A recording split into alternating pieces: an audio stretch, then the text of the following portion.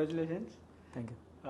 पहिली मॅच हरला होता, काय पेपडॉक दिला होता सूर्याने आणि काय बोलणं चाललं होतं?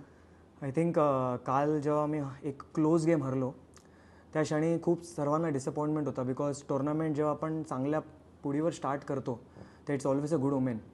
बट थोडे डाऊन होतो आम्ही आणि आमचा प्रवास 1.5 hourचा होता जाताना आमच्या हॉटेलसाठी DYवरून.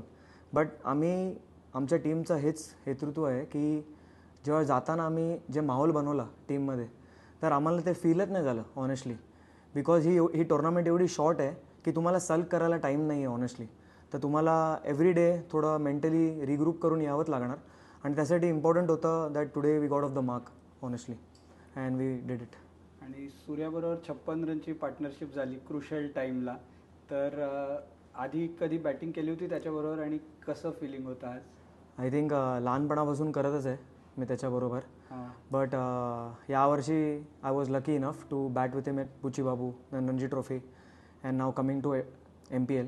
So I was really fortunate की ट्रायम नाईट्सने माझे बीड केलं आणि it's very easy to bat with him because तो एक T20 ह्युमन कॅल्क्युलेटर आहे.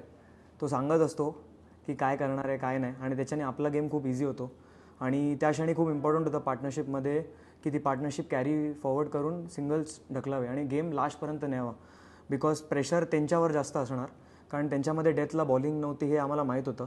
त्यांची मिडल ओव्हर्स जरा स्ट्रॉंग होते. बट सूर्याने जी बॅटिंग केली आणि जिगर राणाने पण जी बॅटिंग केली पॉवर प्लेमध्ये, I think that set the momentum for us and it was important for me to carry on the innings. But unfortunately I got out.